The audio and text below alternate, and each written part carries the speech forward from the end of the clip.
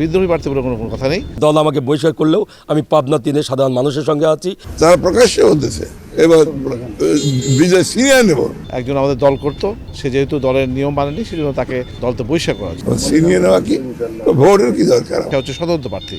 স্বতন্ত্র প্রার্থীদের আমাদের চিন্তার কোনো কারণ নেই। যেমন আমাকে দল থেকে লাল কার্ড দেখিয়েছে, তেমনি বহিরাগত প্রার্থীকে লাল কার্ড দেখিয়ে ঘোড়ামার্কাকে জয়যুক্ত করবে আগামী 12 তারিখে ইনশাআল্লাহ। এমন একজন নেতা চাই মানে যেরকম যে হচ্ছে শিক্ষার দিক দিয়ে হচ্ছে অগ্রসর হয় বেশি। মাঠে ঘাটে খাটে খাওয়া মানুষ আমরা ন্যায় করায় কোনো প্রার্থী আমরা পাই, ঠিক তার সাথে আমরা নির্বাচন করব।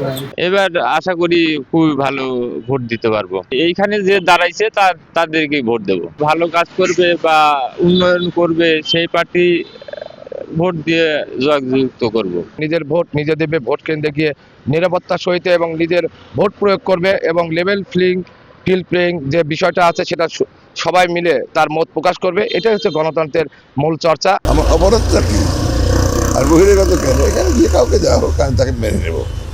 আমাদের সঙ্গে হীরা সাহেব ছিলেন, উনিও যোগ্য প্রার্থী। উনিও গতবার 2 নম্বরে ছিলেন। আমি নমিনেশন পেয়েছি গতবার, আর উনি 2 নম্বরে ছিলেন।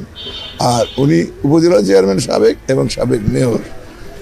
আবার ফরিদপুরে আছে জহুরুল ইসলাম বাবু সাহেব আছে, ভাঙড়ায় আছে বাবু সাহেব আছে, তারপরে আপনার আরও অনেকেই আছে, বিভিন্ন আছে। কিন্তু এগুলো বাদ দিয়ে কেন বাইরে থেকে এখানে আনা হলো, এই প্রশ্ন ছিল। লোকজন সবাই আতঙ্কিত হয়ে ভীতত্রস্তর মতো সাড়া দিল আমাকে, আপনাকে নির্বাচন করতে হবে। আমি না করেছি অসম্ভববার। কিন্তু আপনার তাদের এমন প্রচণ্ড চাপ যে আমরা আপনার ইলেকশন করে দেবো, আপনি চিন্তা করবেন না, আপনাকে দাঁড়াতে হবে। আপনি দাঁড়াবেন কি না আমার সম্মতি নিয়ে তারপর বাধ্য হলাম যে আমি আবার যা করি তা করার চেষ্টা করি। আর বললাম যে শেষ দিন পর্যন্ত বড় মিটিং শেষ মিনিট পর্যন্ত আমি অপেক্ষা করবো। সব জায়গায় সর্বত্রভাবে এখন হুমকি ধামকি দলের দাবি তাদের। এই জন্য দলের থেকে তারা সবাই তার ইলেকশন করবে। যারা দলের প্রেসিডেন্ট সেক্রেটারি জয়েন্ট সেক্রেটারি এরকম ধরনের পোর্টফোলিও আছে, তারা যে আমরা দল ঠেকাবো বাস। যখন একেবারে মরিয়া হয়ে যখন লাগলো যে আমরা যা যেখানে গেছে ভাগ্য গেছে, আমরা আমাদের ভাগ্য পরীক্ষা করবো। এখন পর্যন্ত লোকজন লড়াই করে যাচ্ছে। তার কারণ আপনার প্রতিটা বিষয়ে আমরা দেখতে পাচ্ছি যে আমরা অ্যাসাল্ট করছি। তারা প্রকাশ্যে বলতেছে যে কোনো ক্ষমতা নাই, এবার বিজয় সিনিয়র নেব। সিনিয়র নেওয়া কি ভোটের কি দরকার আমাদের? আমরা সিনিয়র নেব। এই জন্য আমরা খুব ভীত। এই কয়েকদিন আগে একটা মামলা হয়েছে, সে মামলাতে কালকে আমি হাতিয়ে দিয়ে আসছি যে আমার ছেলেকে তারা বেদম প্রহার করেছে যে নির্বাচন করা যাবে না, হলজানা নামে একটা জায়গায়। তার আগে মাইক ভাঙচুর করেছে, তার পরে আবার 2 দিন মাইক ভাঙচুর করেছে। বারবার হচ্ছে গতকালকে ভাঙড়া থানায় খানমোহন সিং সমস্ত আমার দামি এখনকার দামি যা সরকারের নিয়ম অনুযায়ী এই যে পোস্টার দেখছেন যেখানে লাগানো আছে সমস্ত খুলে ফেলেছে। এটা বললে ভুল হবে। 100% আশাবাদী, 99% যদি বলি আশাবাদী, 51% যদি বলি আশাবাদী, তাও সেটা সঠিক। কিন্তু দয়ের ব্যাপারে আমি মানে কোনো ভাগই নাই যে এত আমি নিশ্চিত করে রাগ করতে পারিনি।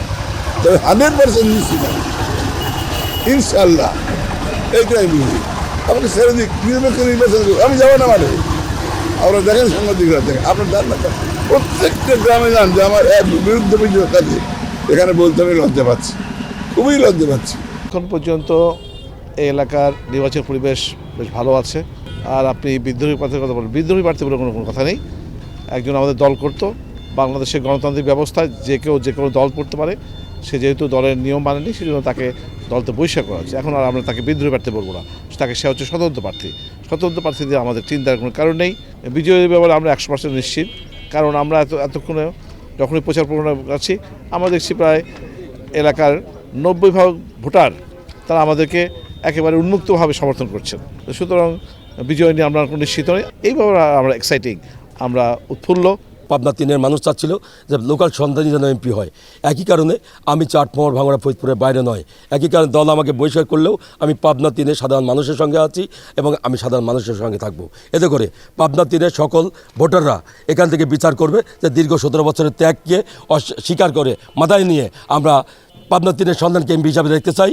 এখানে যেমন আমাকে দল থেকে লাল কার্ড দেখিয়েছে, তেমনি আমার পাবনা 3-এর সকল সন্তান, সকল ভোটাররা বহিরাগত প্রার্থীকে লাল কার্ড দেখিয়ে ঘোড়া মার্কাকে জয়যুক্ত করবে আগামী 12 তারিখে ইনশাআল্লাহ। আমাদের পক্ষ থেকে বার্তা একটাই যে নির্বাচনের মতো হবে।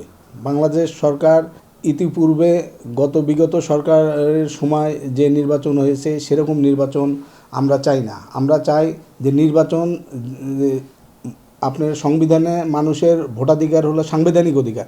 এই সাংবিধানিক অধিকার প্রয়োগ করার জন্য এবং সাংবিধানিক অধিকারটি রক্ষা করার জন্য আইনশৃঙ্খলা রক্ষাকারী বাহিনী হিসাবে আমাদের যতটুকু কাজ করা প্রয়োজন আমরা সেটা করব। কারো ভোটাধিকার যেন কেউ হরণ করতে না পারে এই বিষয়ে আমরা সর্বোচ্চ সতর্ক আছি এবং সর্বোচ্চ ব্যবস্থা আমরা গ্রহণ করব।